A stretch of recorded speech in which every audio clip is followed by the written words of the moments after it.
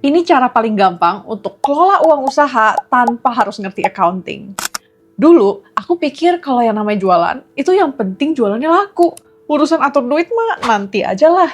Akibatnya, duit bisnis habis entah kemana, dan duitnya cuma numpang lewat doang. Tapi sekarang aku sadar kalau kelola duit itu penting banget. Setelah belajar dari pengalaman dan juga ketemu dengan banyak banget business owner yang udah sukses-sukses, aku sadar kalau kita tuh nggak perlu jadi ahli accounting untuk bisa kelola duit. Ternyata dengan 5 langkah sederhana ini aja, kamu udah bisa kelola uang usaha dengan mudah. Yuk langsung kita spill. Sebelum aku masuk ke cara untuk kelola duit bisnis, aku mau share peraturan nomor 1 yang paling penting dalam keuangan bisnis, yaitu pisahkan rekening. Banyak banget business owner yang ngotot pakai satu rekening yang sama untuk bisnis dan pribadi. Nah, sini aku share bahayanya. Dulu pas awal-awal bisnis, aku ngerasa kaya karena uang bisnis masuk ke rekening pribadi dan aku nyesel banget. Nah, jadi dulu tuh aku nggak tahu kalau misalnya uang bisnis dan uang pribadi itu harus dipisah gitu. Aku pikirnya tuh kayak, ya duit gue juga itu sama aja lah.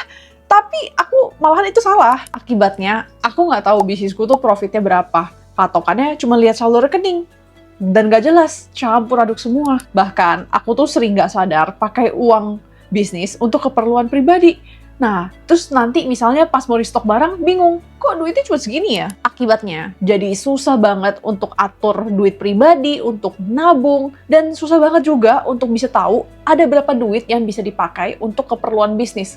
Seperti restock barang, bayar gaji karyawan. Ya, long story short, lama-lama aku sadar kalau ini tuh sangat gak sehat. Dan akhirnya aku bikin rekening baru khusus untuk bisnis, biar semua transaksi bisnis pakai rekening bisnis dan semua transaksi pribadi pakai rekening pribadi. Ya jujur aja karena udah setahun kecampur, itu tuh susah banget dan ribet banget pisahinnya. But still, it's the best decision I make. Karena makin lama dicampur, makin susah dipisahin. Tapi Kel, kalau duitnya kepisah berarti uang pribadi nggak nambah-nambah dong. Business owner-nya dapat duit dari mana? Nanti di poin kelima video ini, aku bakal jelasin sistem bagi hasil dan cara sebenarnya business owner dapat duit dari bisnisnya. Nah, tapi sekarang percayalah sama aku dan stop ngotot pakai rekening yang sama untuk bisnis dan pribadi sebelum kamu nyesel. Oke, kalau kamu udah punya rekening khusus untuk bisnis, kamu bisa lanjut ke poin berikutnya, yaitu catat transaksi bisnis. Gini deh, bayangin, kamu lagi mau tahu nih, bisnis kamu uangnya dipakai untuk apa aja. Tapi kamu nggak pernah catat apa-apa, cuman inget-inget doang di kepala. Gawat kan?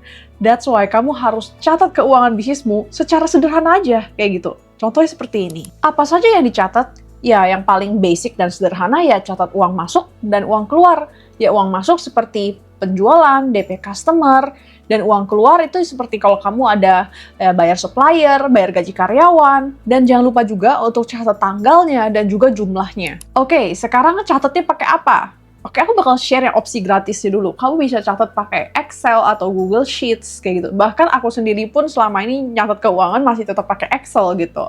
Nah, caranya bikin tabel simple aja. Contohnya seperti ini.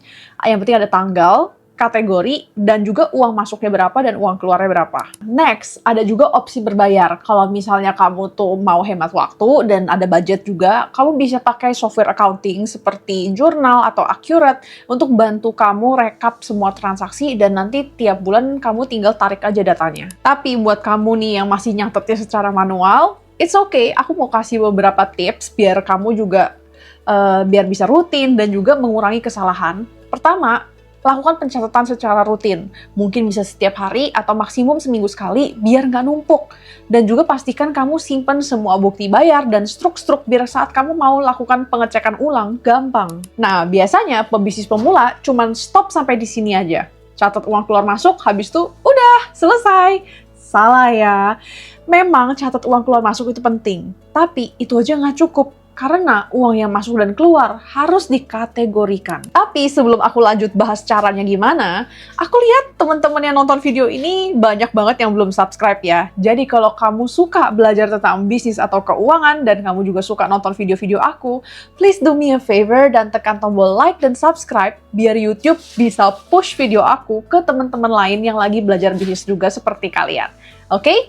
Thank you! Langkah yang ketiga itu kategorikan transaksi bisnis. Nah, kenapa sih harus repot-repot dikategorikan?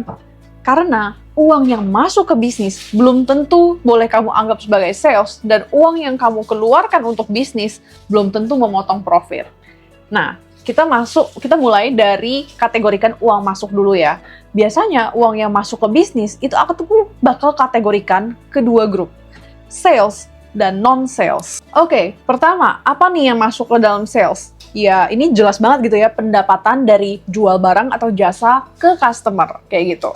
Tapi ini hanya jualan barang dan jasa ya. Kalau misalnya kamu jual aset seperti furniture, itu nggak boleh dihitung sebagai sales.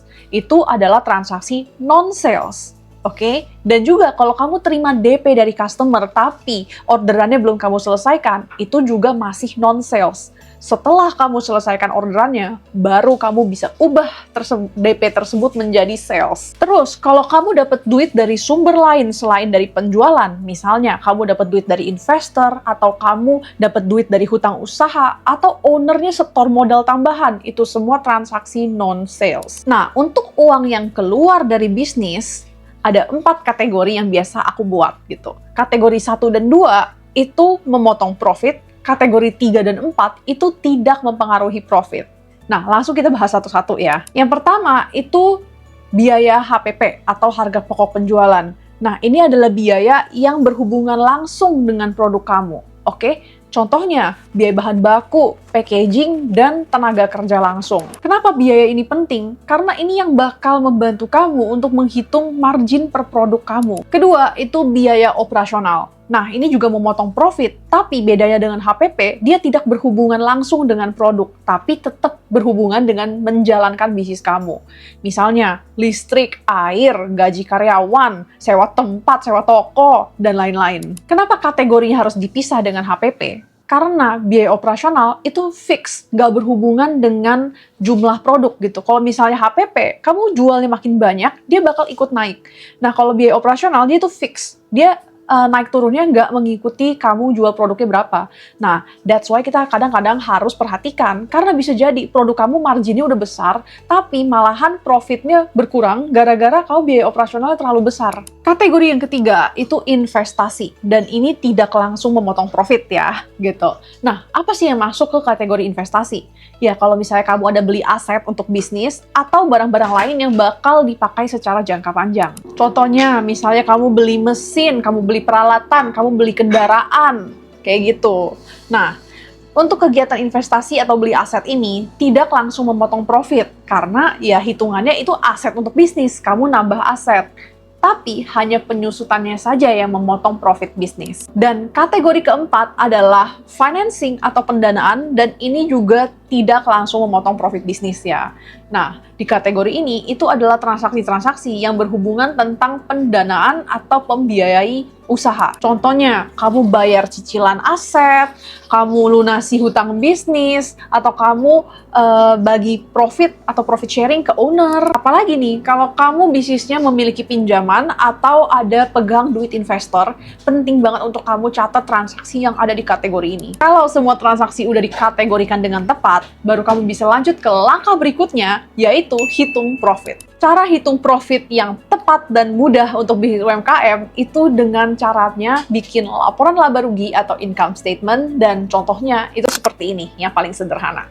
Yang penting itu ada periodenya, misalnya bulan berapa, tahun berapa, habis itu ada salesnya berapa, lalu dikurangin HPP, lalu kamu akan dapat gross profit atau laba kotor, terus kamu kurangin dengan biaya operasional, lalu paling bawah baru net profit atau laba bersih. Makanya, sebelum bikin laporan keuangan, kamu harus kategorikan dulu biayanya seperti di langkah sebelumnya gitu.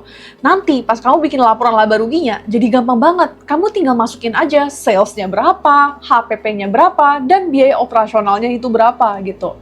Nah, untuk transaksi yang tadi, yang non-sales lah, investasi, pendanaan, yang itu nggak perlu dimasukkan ke dalam hitungan laporan laba rugi, karena itu beda laporan, itu masuknya ke laporan cash flow. Oke, kalau keuangan udah dicatat, habis itu udah dibikin juga laporannya dengan rapi, profit udah dihitung, sekarang kita masuk ke bagian yang paling seru.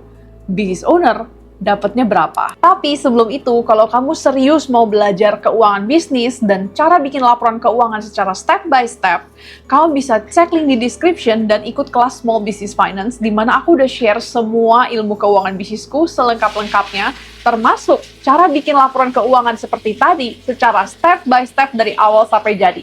Jadi, cek linknya di description ya. Oke, sekarang waktunya kita untuk ngomongin cuan dan sistem bagi hasil untuk owner. Masih ingat pertanyaan di awal video? Kalau uang bisnis dengan uang pribadi dipisah, ownernya dapat duit dari mana? Gitu. Apakah kamu kerja keras cuman buat melihat saldo di rekening bisnis nambah, terus kamu nggak menikmati apa-apa? Nggak ya. Cara bisnis owner dapat duit dari bisnisnya itu ada dua, gaji owner dan profit sharing. Maksudnya begini. Oke, aku bakal bahas mulai dari gaji owner dulu ya. Kalau kamu terlibat secara langsung dalam operasional bisnismu, ya mungkin kamu keluar waktu untuk urusin atau kamu mikirin strategi, kamu berhak mendapatkan gaji owner. Tapi kalau kamu cuma modalin aja bisnisnya dan kamu nggak bantu urusin, kamu nggak dapat gaji owner. Misalnya begini, kamu punya online shop dan kamu tiap hari balesin chat, bikin konten, posting-posting, kamu ngurusin kan? Nah, itu pasti effort dan waktu kamu harus dihargai dan kamu berhak mendapatkan gaji owner. Nah, tapi juga harus realistis gitu. Kamu tetapkan gaji yang sesuai dengan kemampuan bisnis kamu untuk bayar tanpa mengganggu cash flow bisnis kamu. Tapi yet of course tetap harus memenuhi kebutuhan kamu. Kedua, profit sharing. Kalau gaji owner itu hanya untuk yang owner yang ngurusin, profit sharing itu untuk semua owner, meskipun owner tersebut hanya tanam modal tanpa ngurusin. Nah, kapan profit ini bisa dibagi? Ya of course, setelah dipotong semua biaya bisnis seperti HPP, biaya operasional, dan udah bayar pajak juga, dan masih ada profitnya kayak gitu. Nah, baru dibagi-bagi kepada owner sesuai dengan kesepakatan. Misalnya kamu bisnis bertiga, terus baginya ada yang 20%, ada yang 30%, ada yang 50%. Ya udah, dibagi sesuai kepemilikannya. Kalau kamu nggak punya sistem bagi hasil yang jelas, uang bisnis bakal habis, gampang banget habis entah kemana dan kamu juga bingung kemana. Tapi dengan sistem gaji owner dan juga profit sharing, kamu bisa menjaga cash flow bisnis dan juga bisa menikmati hasil kerja kerasmu. Jadi, kalau bisa dirangkum, paling pertama adalah pisahkan rekening bisnis dengan pribadi. Habis itu, kamu lakukan pencatatan keuangan, sortir transaksi bisnis, lalu hitung profitnya, baru dari rekening bisnis, transfer gaji owner dan profit sharing ke rekening pribadi owner, dan itulah uang yang nanti akan kamu gunakan untuk keperluan pribadi. Nah, kalau video ini itu fokus bahas kelola keuangan untuk bisnis dan kamu mau level up dan belajar cara untuk atur duit yang sudah kamu dapat dari bisnis kamu, ya untuk nabung, investasi, untuk masa depan kamu pribadi kayak gitu, kamu bisa lanjut ke videoku yang ini di mana aku udah share cara untuk kelola keuangan pribadi sebagai business owner. Thanks for watching dan sampai jumpa lagi di videoku yang ini.